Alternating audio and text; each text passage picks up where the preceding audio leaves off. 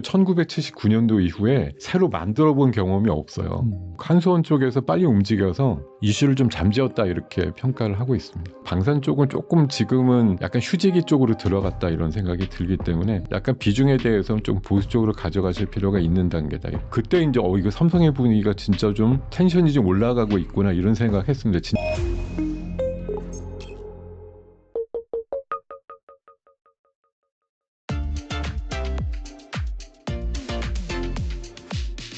이번에 또 시장이 흔들흔들하니까 여기저기에서 악재가 터지면서 네. 이 주도주라고 불리던 섹터들이 조정을 받았는데 대표적으로 원전주라고 볼 수 있죠. 예. 한수원이 체코 원전을 수주하는 가운데 미국 웨스팅하우스의 퍼주기 논란이 좀 불거지면서 뭐 대통령실은 해당 계약에 대한 뭐 진상 조사를 해라 이렇게 얘기도 나오면서 이에 따라서 이 두산 에너빌리티 등 원전주가 크게 조정을 받았다가 또 촬영한 당일날은 또 이제 어느 정도 말아 올리긴 했거든요. 네. 이 원전주 어떻게 보시나요? 큰 틀에서 일단 보자면 일단 이 이제 촬영을 다음에 아마 이게 공개가 되는 시점에는 아마 한미 정상회담이 끝났을 시점일 수도 있거든요. 그럼 감안해서 좀 상황을 보셨으면 좋겠는데 어쨌든 이번에 한미 정상회담이 이제 급하게 만들어지면서 나오는 그 관세에 대한 뭐 매듭을 하는 데 있어서 우리가 또 뭔가 제안을 한다든지 이럴 때 쓰려고 하는 카드 중에 하나가 이제 원전이었다고 얘기를 하더라고요. 그러니까 지금 이게 좀 시의적절하지 않게 이슈가 나오긴 했는데 어떤 분들은 뭐 이미 1월달 그 체코 원전 하면서 협상이 끝났지만 제대로 내용이 안 알려졌지만 아름아름 아는 분들은 이미 또 알고 있었던 얘기들인데 이게 왜 갑자기 7개월 만에 확 공개가 되면서 또 파장을 일으켰나 이렇게 보시는 분도 있고요. 어쨌든 지금 정치적인 차원에서 보면은 뭔가 쾌를 잡은 것 같은 느낌이 드는 거죠. 50년이라고 하는 그 노예 기간이 굉장히 길다라는 거 포함해서 뭐 미국이라든가 유럽 돈이 될 만한 선진국 쪽에 대해서는 우리나라가 단독 입찰이 불가능하다든가 아니면 SMR 수출 때도 검증을 받아야 된다든가 뭐 몇 가지 뉴스 이슈들이 굉장히 자극적으로 좀 발표가 되면서 야 이래 갖고는 우리나라 남는 장사 못하는 거지 이렇게 돼버리니까 뭐 막 여러 군데서 성토가 나오고 이러는데 어쨌든 본질은 제가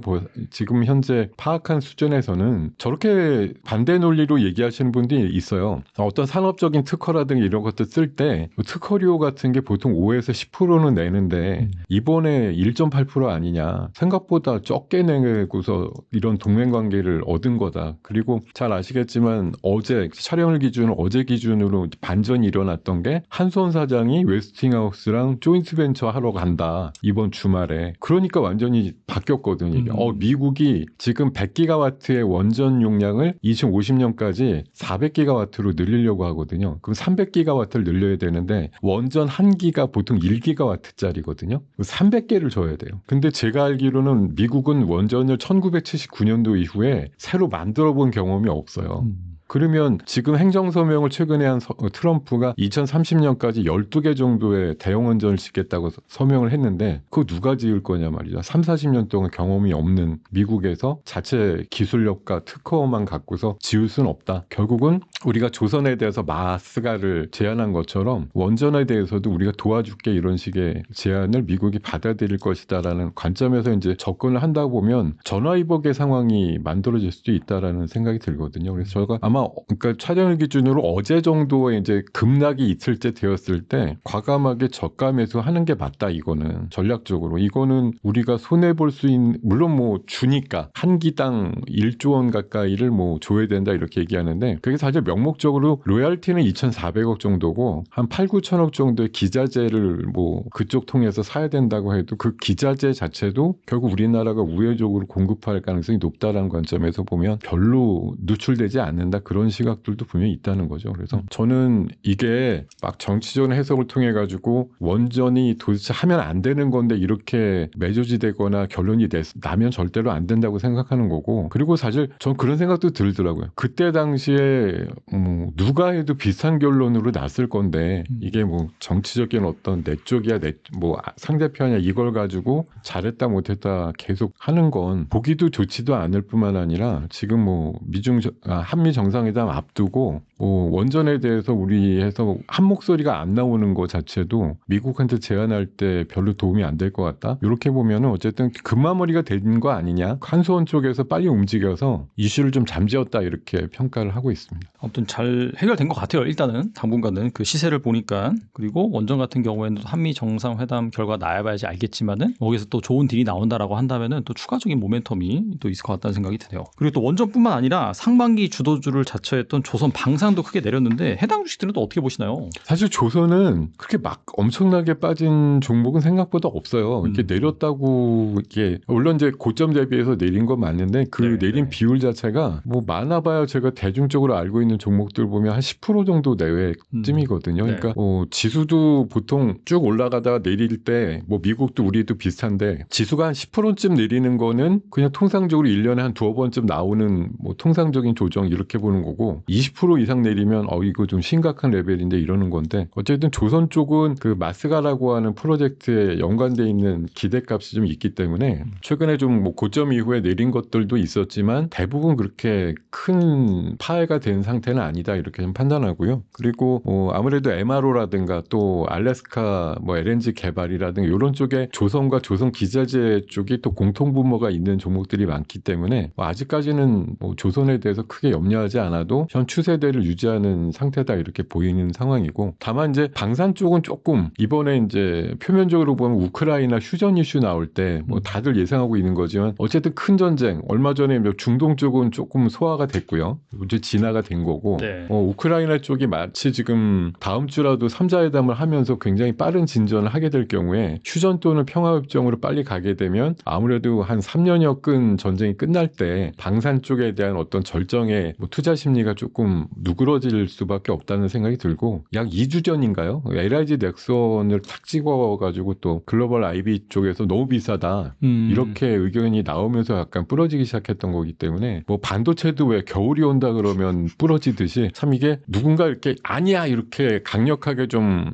항거하거나 뭐 저항할 수 있는 이런 좀 우리 쪽만의 그런 좀 인플루언서 내지는 글로벌 IB를 상대할 만한 그런 진짜 집단들이 좀 있었으면 좋겠다는 생각이 드는 게 우린 기권 좋아가지고 계속 좋다 이러고 있는데 글로벌 쪽에서 갑자기 이거 너무 비싼데 이렇게 해버리면 그냥 철퇴를 맞고 쫙 빠지고 이렇게 되니까요. 어쨌든 그런 이슈가 나오면서 방산 쪽은 조금 지금은 약간 휴지기 쪽으로 들어갔다 이런 생각이 들기 때문에 약간 비중에 대해서는 좀 보수적으로 가져가실 필요가 있는 단계다 이렇게 말씀드리겠습니다. 그리고 조정이 깊어지는 가운데서도 삼성전자 주가는 견조하게 또 유지가 되고 있는데 최근에 보니까 파운드리에서 테슬라, 애플 등 굵직한 고객들을 확보를 했어요. 내년에는 보니까 세계 최초로 미국 현지 공장에서 이제 2나노 공정을 도입할 예정입니다. 삼성전자는 어떻게 보세요? 그 삼성은 아마 공교롭게도 이재용 회장의 어떤 법적 이슈가 끝나면서 일단 분위기가 갑자기 좀 맞아요. 업됐다고 볼 수가 호재를 있고요. 터뜨리는 그런 느낌?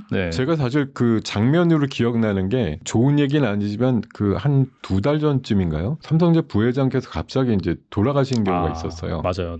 그때 제가 알기로 이재용 회장께서 중국에 출장 중이었는데 문상하러 안 왔습니다. 그러면서 그때 나온 얘기가 뭐냐면 삼성 다시 한번 독해지자, 독한 삼성 만들자 이랬거든요. 그러니까 이 일과 출장 가서 보는 그런 업무가 더 어떻게 보면 무게중심을 갖자. 뭐 물론 대단한 일이지만 사사로운 그런 거에 일정을 바꿔서 뭐 와서 이렇게 하지 않았다라고 전 알고 있거든요.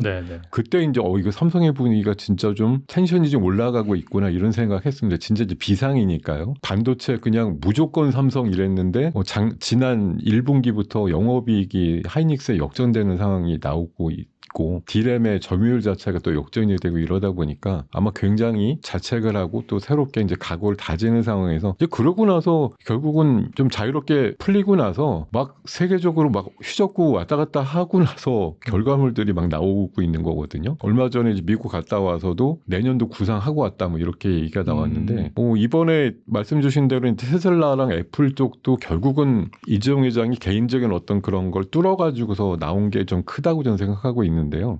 이번 출장에선 젠슨왕 만났다고 또 그런 얘기가 나와요. 그러다 보니까 이번에 어제 바로 또 HBM 이슈가 바로 나왔죠. 맞아요. HBM 12단 3E 모델 같은 경우 12단이 계속 컬 테스트가 한 1년 반 안 됐었는데 어떤 보도 보면 이달쯤에는 된다 이런 얘기도 나오고 심지어 6세대 HBM4는 샘플을 보냈더니 거의 뭐 한 7, 80% 통과가 돼갖고 맞아요. 네. 최종 테스트만 남았고 그게 한 10월쯤 통과되면 이미 양산 준비는 끝나서 11월, 12월 중에는 양산한다 지금 이렇게까지 얘기가 나오고 있거든요. 이런 것들이 최근에 삼성전자 주가를 굉장히 좀 단단하게 만드는 현상들이 나오고 있는 거고 뭐 2분기 실적만 보면 당연히 하이닉스가 9조가 넘었는데 삼성전자가 4조 6천억이니 딱 반밖에 못 벌은 상황이니까 되게 좀 난처한 상황이지만 뭐 적어도 제가 보기에는 최근에 뭐 HBM의 어떤 성과라든가 또 레거시 D램의 어떤 가격 인상이라든가 또 최근에 폴더볼 굉장히 인기 끌고 있잖아요. 폴더볼 이번에 나온 모델들이 전례 없이 사전 판매 예약도 성공했고 또 일본이나 미국 같은 데서도 50% 이상 더 팔렸다 이런 얘기가 나오고 있어서 아마 3분기 때는 2분기의 실적을 굉장히 우습게 여길 만한 그런 성과들이 이어지지 않을까 하는 관점들이 최근에 주가에 좀 반영되고 있는 부분이 있는 거고요. 이게 테슬라 하나만 보더라도 보니까 이게 뭐 칩을 그냥 하나 공급하는데 끝난 게 아니라 잘하면 뭐 배터리도 더 할 수도 있겠고 디스플레이 쪽도 할 수 있겠고 여러 가지 분야들을 굉장히 여러 분야에서 동맹을 많이 맺을 수 있는 관계들이 발전된 가능성이 높다 이렇게 판단하고 있습니다. 그 아까 말씀해주신 그 삼성이 그 공장을 짓고 있다라는 테일럿인가?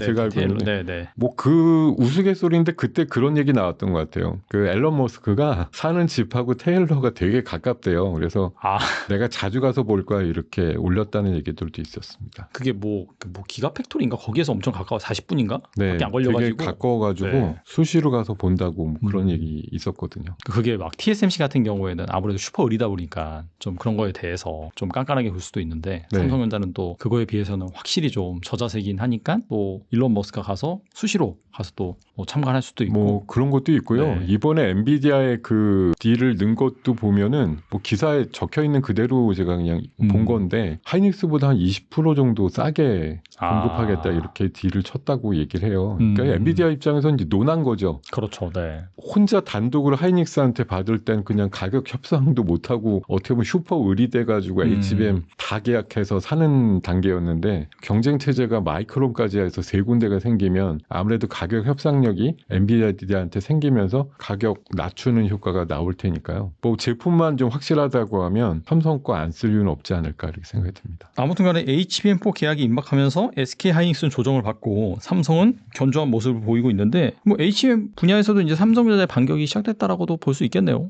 저는 이게 작년 상반기예요. 그러니까 24년도 상반기에는 HBM이 고사양은 하이닉스가 하지만 저사양은 삼성전자가 좀 나름대로 하고 있어서 점유율이 한 40% 됐대요. 근데 올해 상반기에 삼성전자 HBM 점유율 얼마인지 아세요? 17%입니다. 그 정도로 많이 다운됐는데 지금 삼성전자 캐파상 나오는 거 보면 내년도쯤에는 다시 30%대 정도로 올라갈 것 같다 이렇게 얘기가 나오고 있어서요. 지금 아마 내년도 되면 하이닉스가 뭐 거의 이동통신 점유율하고 비슷해요.